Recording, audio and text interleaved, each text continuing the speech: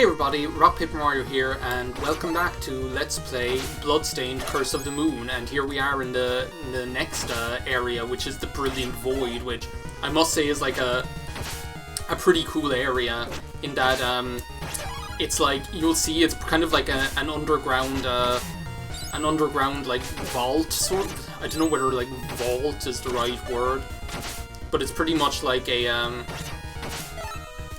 excuse me. I'm not going dealing with you idiots anymore. Sorry, one of my reminders just went off telling me to bring the bin out, which is like, I literally have to take out the trash. Let's see what like weapon it'll give me for Miriam here. Well, that's perfect. Just another example of it pretty much like giving you the weapons that you need. And as you can see, like, it really is about like being getting creative with the weapons that it gives you. And as I say, just like I said like 2 seconds ago, in case you're deaf and you didn't hear me, either deaf or stupid and didn't hear me, the game will pretty much like give you the weapons you need. Now we might as well like start showing off Alfred here, because what his this spell that he has like there is pretty much like a shield, which can be very good for blocking projectiles from those like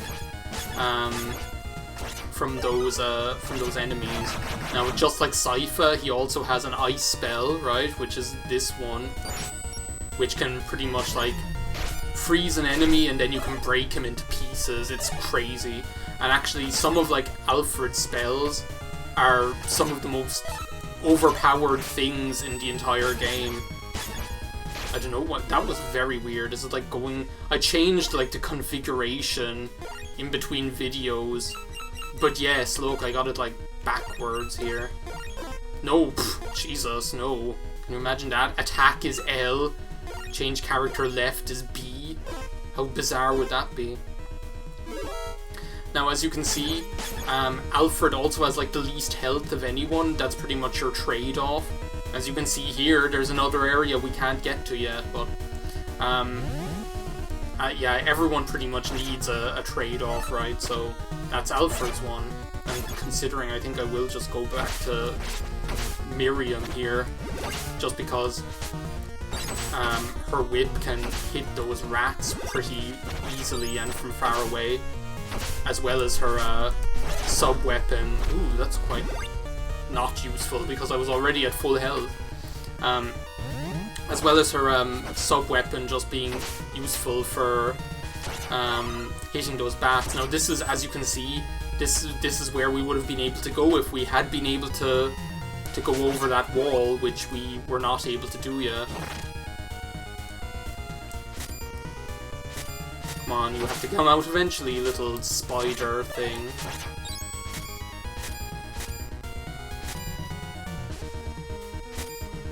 Okay, apparently you get to survive today, mister.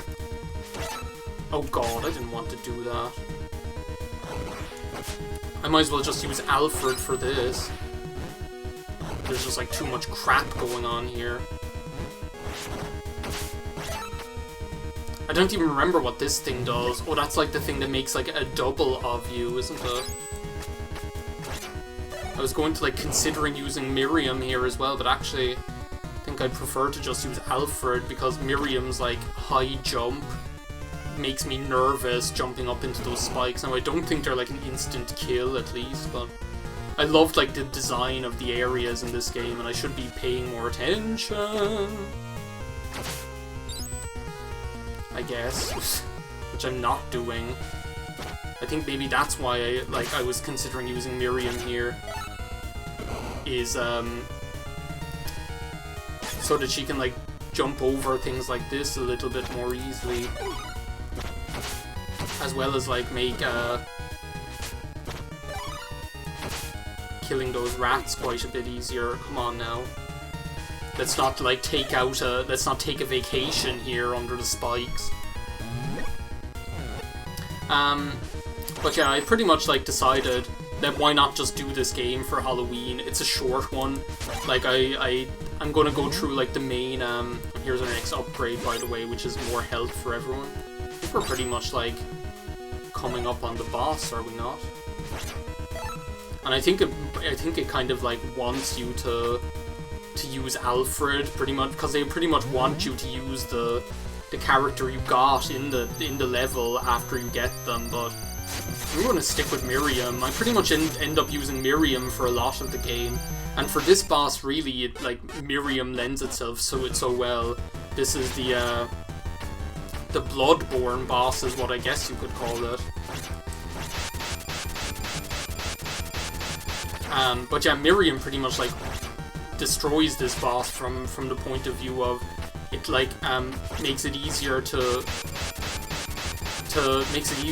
pretty much get on top of those coin stacks, because of her higher jump, as well as, like, if you have this sub weapon, you're pretty much just able to go to town on the thing. Oh, I can't remember what this. Oh, it's pretty much like that thing in Mario 64. Oh. Well, I don't need that. I don't need, like, enemies like that pissing me off.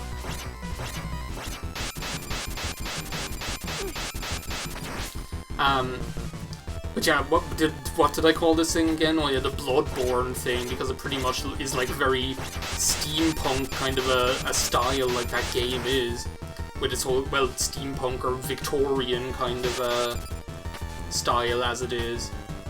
And it's not really that difficult. There we go, we're done. And this is actually, like, I'll point something out here which is really, really cool. While I'm dodging its, like, final attack. Unsuccessfully. What I love is that it was all, like, an illusion. Like, all of the gold and all of the money was an illusion. It was, like, piles of skulls the whole time in a mausoleum. And how cool is that? It's just very cool. So which fairy are we rescuing today, Jack? Oh, Alucard, is it? Cursed Childbinder, you carry the power of numerous demons. Very perceptive of you. I require the demon's power to achieve my revenge. At this moment, our objectives align. Cooperation would be fruitful for us both. So be it. I'll let you continue breed for now. Gebel, Gabel, what's a lipple? Gebel, what? It's like, what's It's like Geblinski is what he is. It's like, what's Gebelin? Gebel. Now, Gebel or Gebel or whatever you want to call him, he doesn't have any sub-weapons. His, like, special ability is that he can fly, pretty much like, shock horror, Alucard in Castlevania 3. And his main attack is weird because it has, like, this upward arc in 3. Like, it's like these 3 little bats that move in a weird, like, upward arc like this. I'll show you. But there's, like, a couple of things that are really useful about him, like Gebel, or what, like Geblinski. And that is, like, first of all, if you can manage to hit an enemy with all 3 of them, like if you get really up close and personal with them, they do actually quite a lot of damage. And the other thing that can actually be really useful about him, oh well, that's handy, thanks a lot. The other thing that can be really useful about him is not only being able to attack enemies from below, but also, no matter what kind of lantern it is, I guess. Now I'll show you his, like, flight ability there, I suppose. No matter what kind of lantern it is, Geblinski will always get magic out of it, because he pretty much needs magic, or weapon energy as they call it in this game, to fly, to do his little Peter Pan act. So because of that, no matter what type of vase or whatever, candle or lantern or whatever you want to call it, no matter what it is, it'll pretty much always give you weapon energy, which can be handy, because if you're on an item that you actually if you have, like, a sub weapon that you actually like, and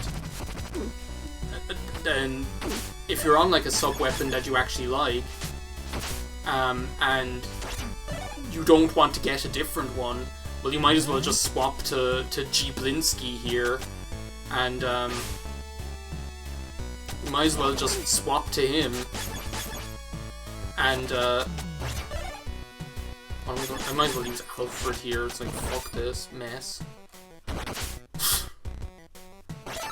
Oh, and I can do this as well. Actually, there's like an easier way to do this. I'm pretty sure you can just like fly over him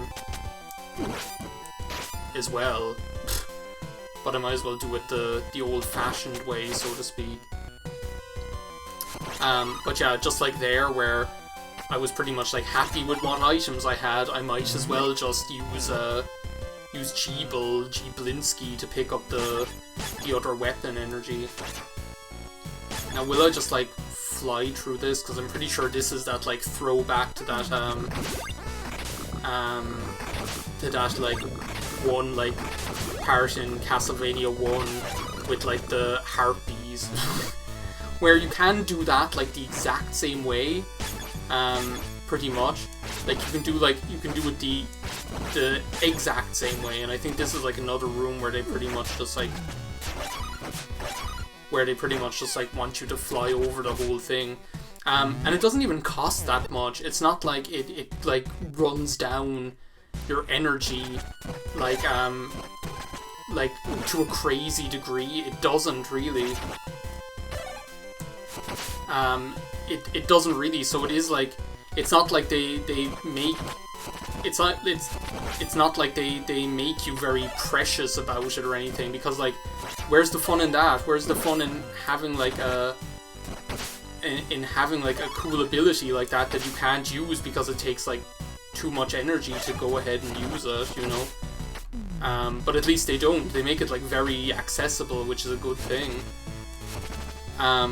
Sorry, I'm like running out of breath because I'm talking so much, Jesus. And once again, we need Miriam to get like the...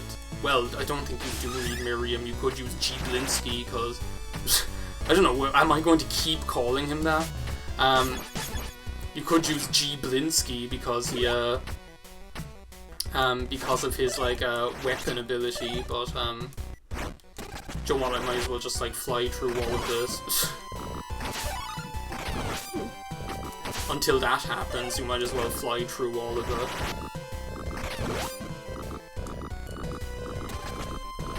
Jesus, that thing is like giving me post-traumatic stress disorder, that frog hopping around like that.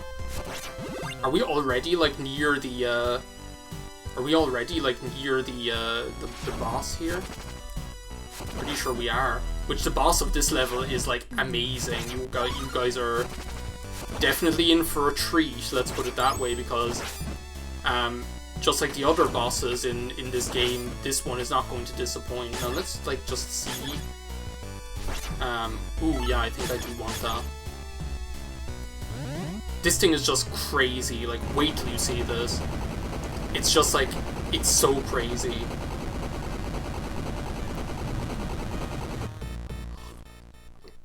It's a two-headed dragon, like the flipping made out of teeth. It's like, how crazy is that? Might as well like try this.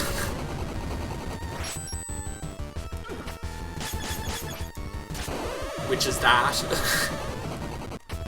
That's like one of the like craziest strategies you can use pretty much throughout the entire game. Which is to